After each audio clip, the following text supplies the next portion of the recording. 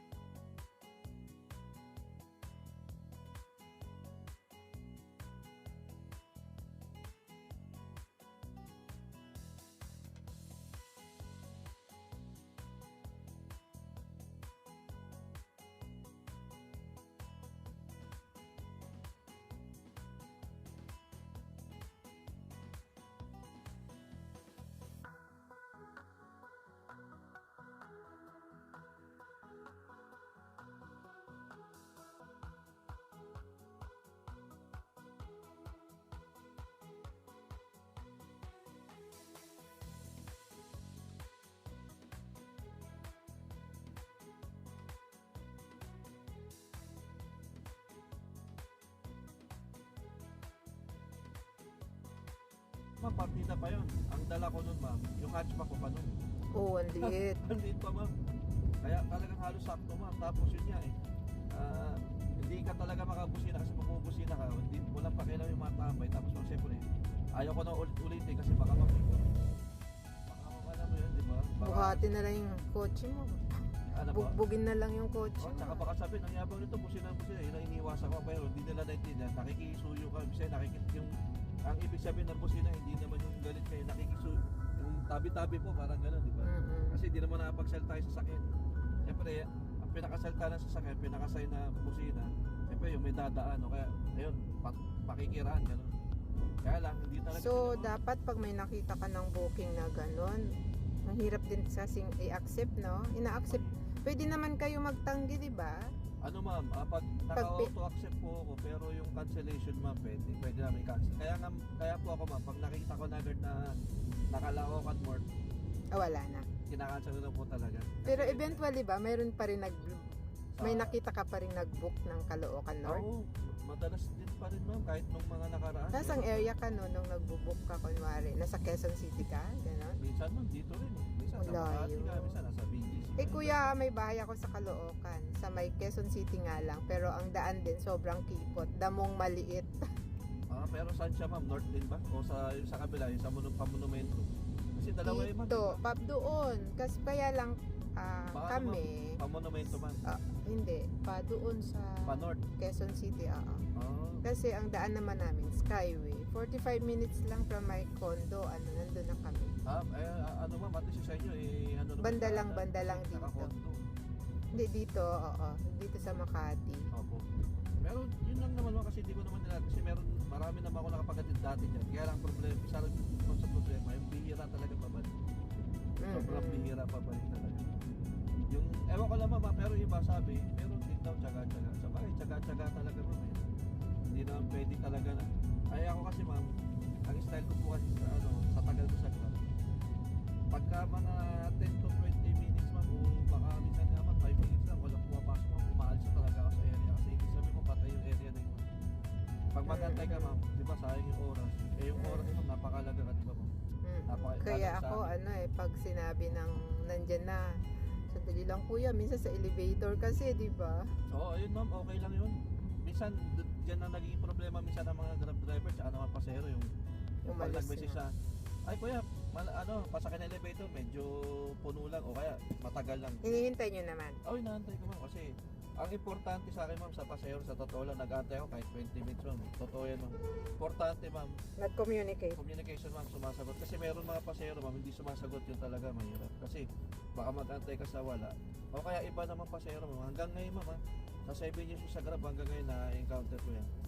Pag nasa pick up ka na mismo ma'am, bigla nyo nang kinakancel. Huwag naman. Kaya ako, Pero nga lang ma'am, ngayon ang problema, may charge na.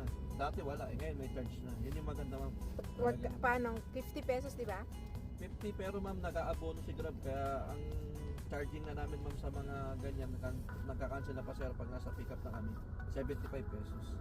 Yung Pag- 25 pesos ma'am Sa'yo? abono ni Grab. Tapos sa inyo ma'am 50 pesos sa passenger. Kasi ang cancellation fee na ngayon ma'am 75 pesos. Bali ang ginagawa ni Grab 25 sa kanya. Thank you kuya sa pagkwentuhan sa'yo Okay. Basta mga kwentong Grab. Ito kuya, for you. Ay, thank you ma'am. Yeah. Thank you. Naka-ano yan ma'am, no? Naka-ano po yan? Naka-record. Yes. Thank you, Jovit, Thank you ha. kay ma'am. KitKat. Yes, Sponsor KitKat. KitKat. Hindi sponsored, Diyos ko. KitKat lang. Sana na ma'am. Kasi tuwing sumasakay ako, ayan, recorded guys ha.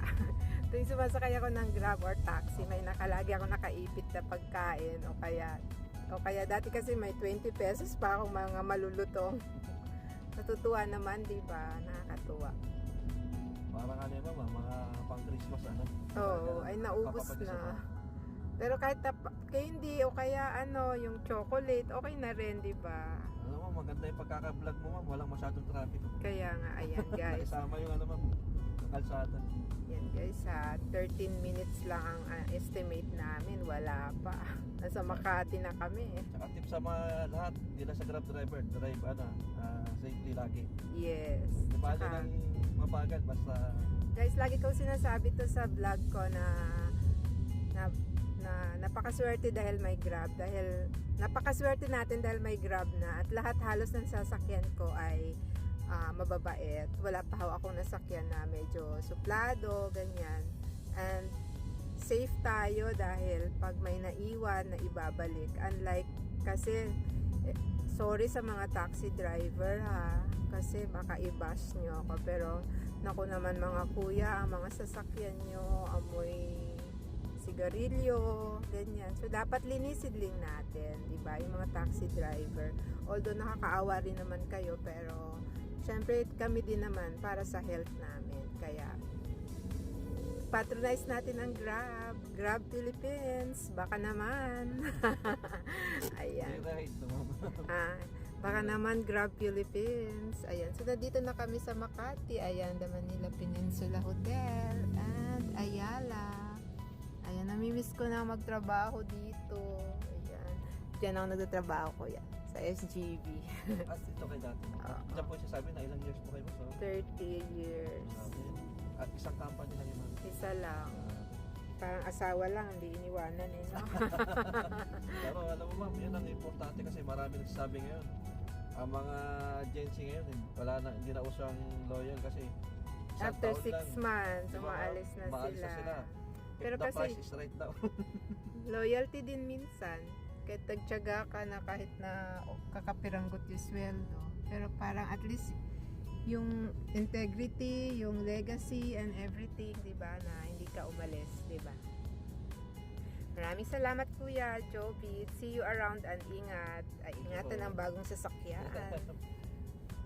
Say hi Kuya. Thank you. Thank you, salamat po. Hindi ko pa alam kung kailan ko ilalabas to, pero sige lang. Itatag ko kaya. Ito naman yung name nyo eh. Apo. Itatag ko kaya. Meldy Baldovino Vlogs. Maraming salamat. Ingat po tayong lahat. And nagarating na ako sa Greenbelt. Ayan. Isang tumba na lang. Hindi, isang tumbling na lang. Oo, malayo pala. Kanina papunta ko kuya, nag-EDSA kami kasi ang traffic na eh. Mga 11 o'clock. Pa-BGC po ba? Oo, kanina. 11 ng umaga? Oo. Oh, grabe po kasi ngayon. Parang wala nang rush hour ata eh. Yes. Ayan, you're in Makati na. Maraming salamat. This is Meldy Baldovino Vlogs.